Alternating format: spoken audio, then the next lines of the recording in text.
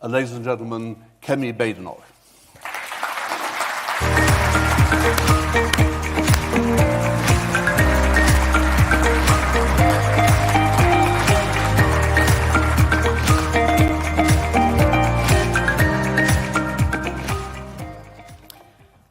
How do you know whether a politician is actually going to do what it is they say they'll do? You can only look back on their track record. Making promises is easy, but if you really want to know what someone is going to be like, look at what they did when they had the chance. I'm speaking to all of you today, not just as leader of the Conservative Party, but as a former business secretary. Many of you would have heard me talk about how we needed to deregulate. And you would have seen examples of how I tried to lift the burden off businesses, often arguing with other parts of government, or trying to stop them bringing in yet more well-meaning but burdensome regulation. I saw myself in that role as your champion around the cabinet table. And it is because I know that it is not government that creates growth. It is business. Government often needs to get out of the way. But this is a very difficult argument to make. People want the government to fix everything. They want the government to solve everything. And if you ever sound hesitant, then they will make you out to be a cruel, unfeeling person, as I have discovered to my own personal cost. And this is partly how we have got ourselves into a state where debt is at record levels, and we are spending more on debt servicing than we are on health, or on education, or on defense. That needs to change. We need growth.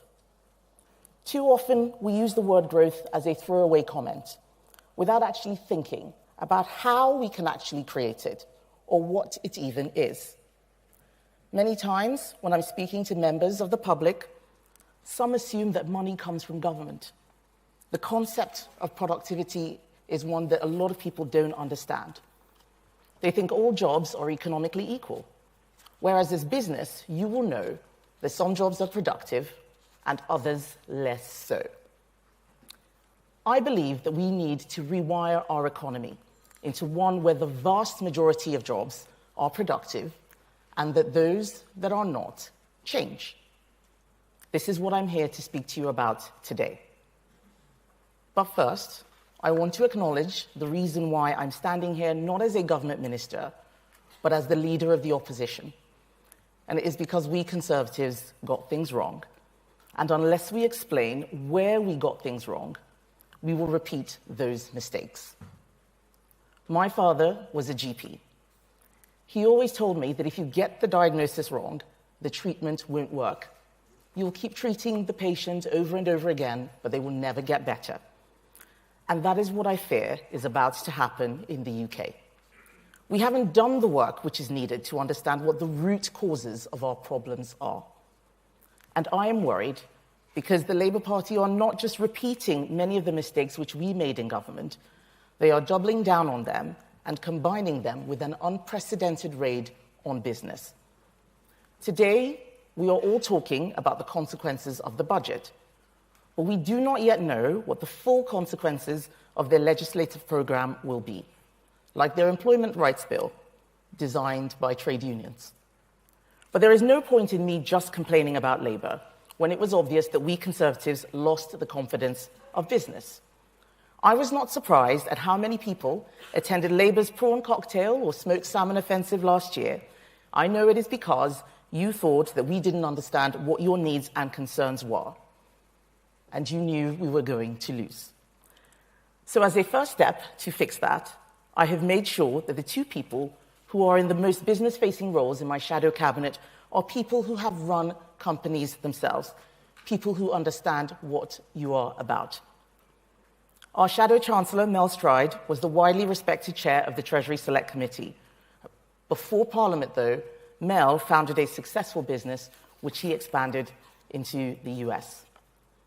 Our new shadow business secretary, Andrew Griffith, is a former Treasury minister and chartered accountant. He's been a successful financial analyst and asset manager. He has serious boardroom experience.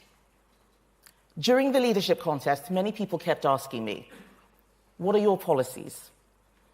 This was something that I resisted answering, because there is a lot that we need to fix before a party that's just started in opposition starts with new policies. I believe that we need to begin with first principles. If you're thinking about opening a restaurant, you don't start off with what the menu will be. So what are our principles? I believe that we need to have free and fair competition, not monopolies, not rent-seeking, not corporatism, but a genuine competition that allows new entrants in and those who are no longer productive to evolve or leave the economy. That is what free enterprise is about. We Conservatives must be the party of business, not just big business, not just corporates, but small business too. Every big business started out as a small business, and that is why I am so concerned that the burden on them is still increasing, with taxes, corporation tax, employers' national insurance, and new regulations. The new government believes that invisible businesses can absorb these costs, but it is everyday people who bear the brunt, either in higher prices or lower wages, sometimes both. We may see the jobs which are lost as a result, but no one ever sees the jobs that never get created. So I am here to show you that I understand businesses' values. I am not here to represent business interests. That's your job. I'm here to let you know the Conservative Party shares your values. I'm often criticized for talking about capitalism. Someone once told me that capitalism is old-fashioned. I don't think so. I think it is important that we explain what capitalism in a free market environment means. Capitalism is not a dirty word. Wealth is not a dirty word. Profit is not a dirty word. But we need to start explaining how these things deliver for the people out there. People who often think that you are in it for yourselves and we, the politicians, are in cahoots. People who think that business is all about greedy fat cats, rather than people who are working hard, entrepreneurs, and those who are making life better for all of us, one way or another. Secondly, we have got to be more precise when we talk about growth. It is not just about increased GDP. It is not even just about increased GDP per capita. You can increase GDP by increasing immigration, but no one feels richer. In fact, some get poorer. You can increase GDP per capita by getting more millionaires and billionaires to move to your country, but that won't necessarily make everyone else better off. In fact, there are many studies that show even when nothing has changed, we are more likely to feel worse when we compare ourselves with those who are a lot wealthier than us. I am talking about real growth. Growth that people can see, growth that people can feel, seeing an improved environment around them, as well as having more money in their pockets to spend. Knowing that we have enough money to provide security, to protect our families, but also to protect our country in increasingly dangerous times. The bottom line is that economic growth is not the end in itself. It is a means to an end. The end is to make people's lives better. We are not the only country to suffer from low growth. It is plaguing almost all developed countries. As Trade Secretary, just after COVID, I traveled all around the world, and in Italy, Mexico, Japan, the US, Australia, France, people were talking about the same things: a higher cost of living, higher inflation, difficulties controlling mass migration. We are not alone in these problems, but we are unique in our circumstances and our ability to get things moving. That is going to require a change of mindset, and that starts with our politics. Politics needs to accept boundaries. Every day in the legislature, someone has a great new idea that sounds nice in principle, but in practice creates more red tape, more bureaucracy, more burden. The incentive for us as politicians is to keep announcing new nice things. But the way to fix things is not just about creating new laws. We must not be a bureaucratic state. We need to get a proper diagnosis of what is going wrong. Why is capital investment so low? Why is productivity still so stubbornly stalled? I have read endless reports and many reviews with all sorts of potential solutions, improving skills or getting our pensions working harder for us, and we have brought in regulations and policies to address this, and yet still, things are not getting better. I think we need to look again. So I'm not standing here telling you that I have all the answers. I am letting you know that I have seen the system from the inside, and it is broken. We are trying to fix problems with the wrong tools. We are using a mindset and a paradigm that worked well in the late 20th century, but does not work well when we have aggressive competitor economies like China and when there is rapid technological innovation, when our society is getting older and the birth rate is still too low. More quangos, more interference, more regulations, more laws will not fix that. We need to ask ourselves, what is the role of the state? What can we do to create a level playing field and allow you to go out and fix those problems? Finally, government itself must change. It must change what it does if growth is ever properly to return. We didn't address this when we were in government, and if Labour does not, they will fail. Government is going to have to learn from business about how to work better, quicker, and be more responsive. We can no longer tolerate a situation where building roads takes decades, where Treasury decision-making means railways don't get built, where the planning system stops investments being made by you and your colleagues. Over the last 2 decades, you have all had to transform your business models to account for massive societal and technological change. It is time that government does the same, because what we have now isn't working. They will tell you that there is no alternative. There is. We need an alternative strategy so we can finally unleash the power of business to make our country better. I believe in the immense power of business to do good. You may not be the public sector, but many of you deliver critical services for the public. So I will stand up for the values of business. It's time to defend free enterprise and capitalism, to defend lower taxes, less borrowing, and healthy, real competition. It's time to recognize that business is a force for change.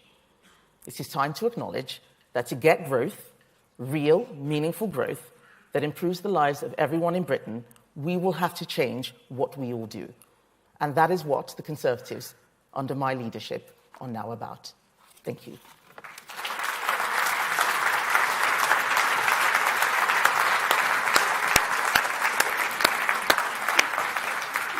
Thank you for that. I think you're going to take 2 questions from media, and then we'll go out to the audience to ask for your questions. So I think there were... I had Gurpreet Narwan from Sky News.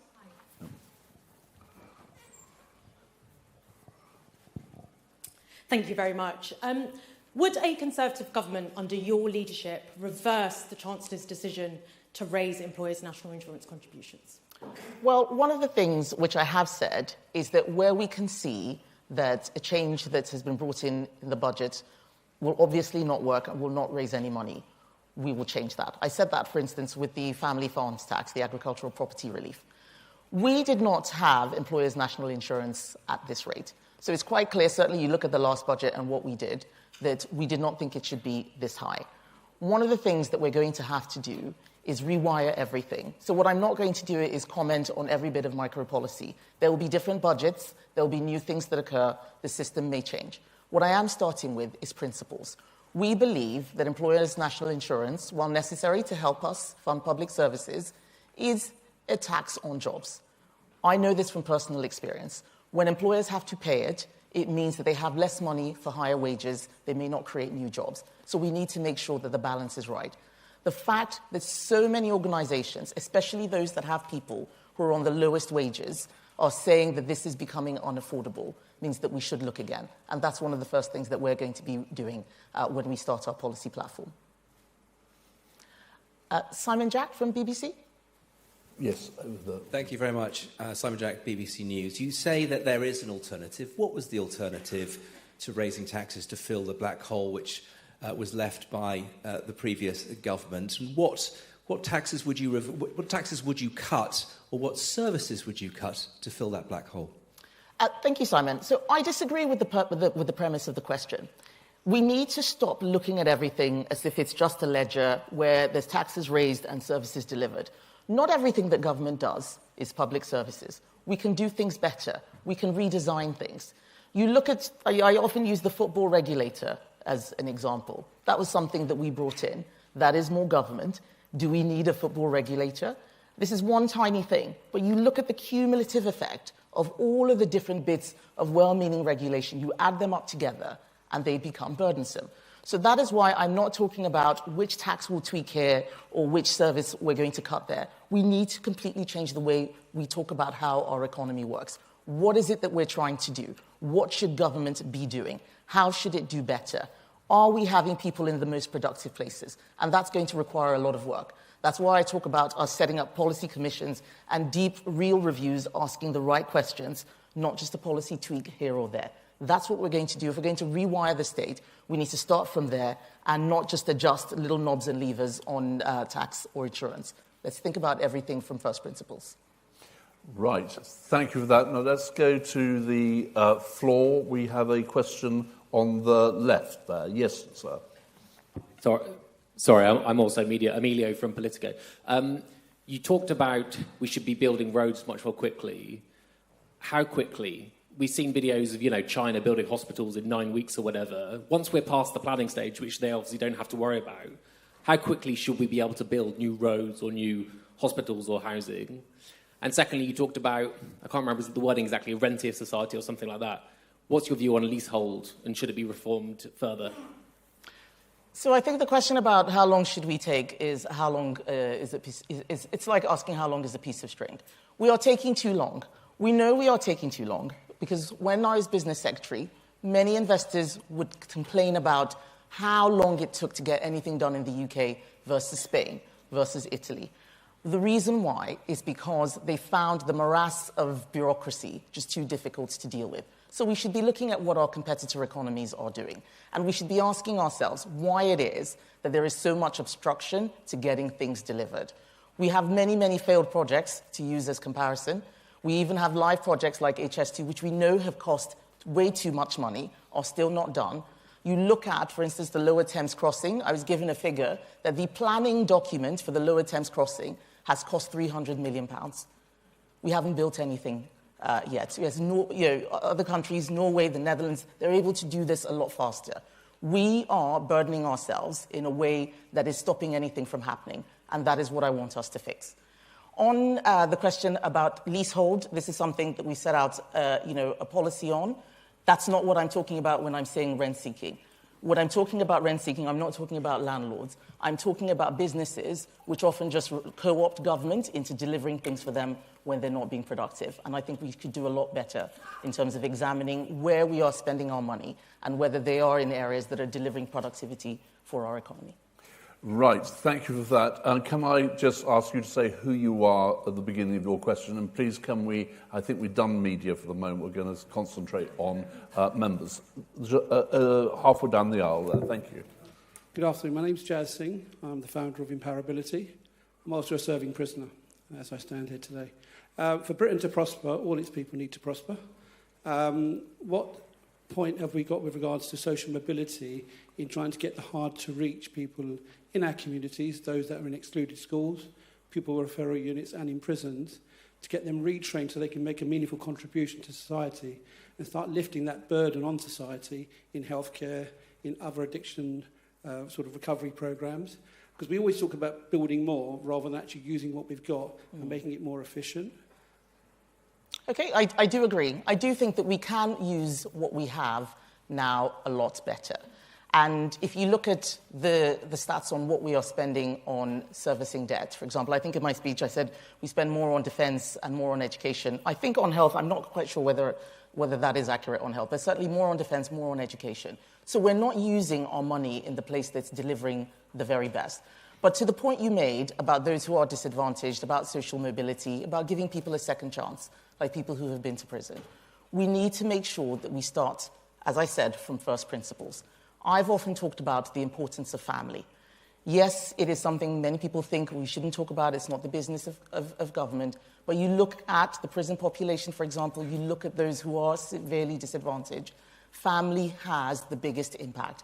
What can we do to support families? Whether it's on getting mothers to work, whether it is on childcare, or even in providing safer, stronger communities.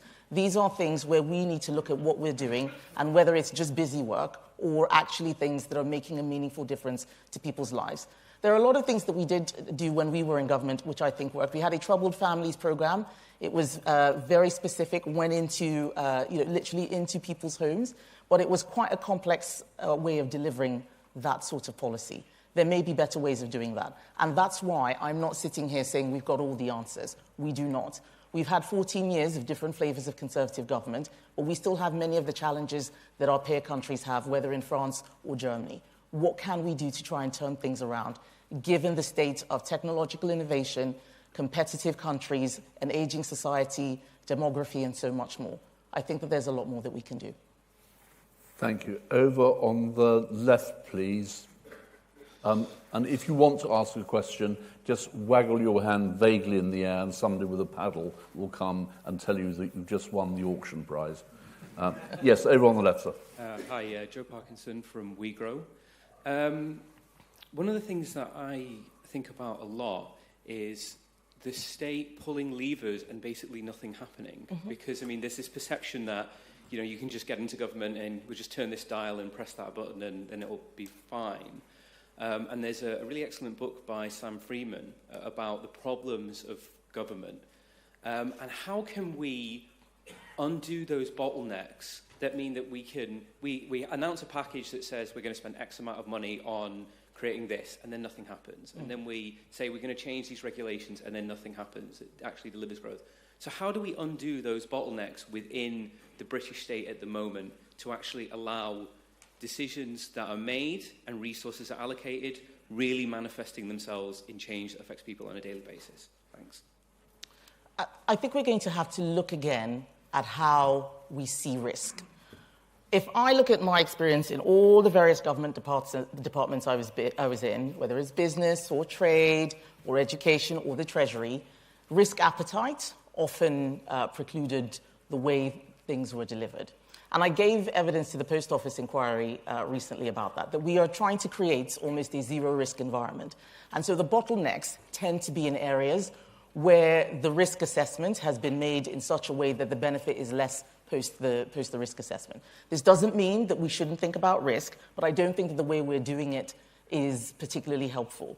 We add in so many caveats, so many sort of different legal, public law barriers, consultations, judicial review. You know, you look at the planning system, how much people are able to oppose things that should just happen anyway, not necessarily things that will be disruptive or destructive. And I think it is about looking at the balance of risk. You look at what happened during COVID, for example. I think we got the balance of risk wrong there, but we cannot create a zero-risk environment. We need to get more people understanding that risk does create reward, and that if you do take risks and you lose, the government cannot always be there to bail you out, but that if you do succeed, then you should be able to enjoy those rewards. So let's look again at risk management, risk appetite, and what it is we are genuinely able to bear. And I think that that will help us move and shift some of those levers that are actually quite stuck. Right, just to say we have a slight problem with a shy right. All right. So we want to keep balance between the left and right of our parties. I will look at them. So I'm going to go to the right-hand side of the panel there. Thank you. Good afternoon. Dominic Collier from City and Guilds. Our recent report, Making Skills Work, highlighted that 91% of CEOs see developing skills as fundamental to boosting productivity. As leader of the opposition, how will you focus on this area? Well, I think I'll start by making us more specific about what we mean when we say skills. I sat in many roundtables, many meetings, and everybody was talking about skills, and we were speaking at cross purposes. What exactly do we mean? For some people, it's basic social skills. I remember doing a prison visit, and I was told that we teach them skills, and I asked to see what sort of skills they were teaching, and it was basic things like teaching people to say please and thank you. that prisoners who left prison who couldn't use those the language that children use were unable to move very far. To the more, the other extreme end of the line, AI and so on, there is a huge spectrum of skills development that is required. Making sure that we are able to do so in a way where we're developing the talents of people in this country, creating more second chances, not just assuming that what you did at A-levels or at university is what you're going to do for the rest of your life when we know that we're all getting older and we're all going to be working longer. So I would like us to be more specific about skills. I sat in meetings where some people were talking about, very serious manufacturing skills, and another person was talking about PowerPoint. It's not the same thing. We need to be more specific in our language. We need to talk to each other better, and I think that way we'll be able to develop real policy that makes a difference. Thank you. Question over there. Hi, I'm Lenny Rolls from the University of Sussex. I wondered, following on from that question, given the skills that we're providing students that are coming through and how important universities are to the UK economy, what more you think government needs to do to support universities to be able to deliver growth for the economy? So I actually went to University of Sussex. That was where I got my first degree in engineering. And it amazes me how much has changed in the last sort of 22 years since I finished, how even the programming and the coding which I was doing there has become obsolete. I think being able to stay current, being able to evolve with changing times is one of the things that universities find very difficult to do. And being able to show what it is that they're doing that's different, that is providing us with a competitive and comparative advantage against our peer countries is key. I am quite worried right now about the ability for your key customers, that is students, to be able to pick the right course for what they want to do in life. I think that there is a lot of confusion about what you can do with courses. Many courses teach knowledge, not necessarily skills. So you would have heard lots of people sit in conferences like this and talk about, better partnerships with business and government and the education sector and so on and so forth. I don't want us to deal just in cliches. What does a successful partnership like that really look like? It's got to be something which we can measure. It's got to be something where the metrics are showing that what universities are doing are making a difference. And as I said, in the same competitive environment the business needs to work in, universities need to work in that competitive environment as well. If universities are not delivering for their clients, for their customers, then they need to evolve or leave. And that's one of the things that I think that we can do better in terms of measuring the genuine outcomes of the people who are passing through our educational institutions to make sure that they're getting what they are being promised, because they mostly only get one chance. They come out with a lot of debt, and we need to make sure that we're making sure that they use that one chance as best as they can. Kemi, thank you very much indeed for that, and thank you for coming here today. It's been great to see you here, and so I know members will want to give you a round of applause and say thank you, Kemi. Thank you, Richard.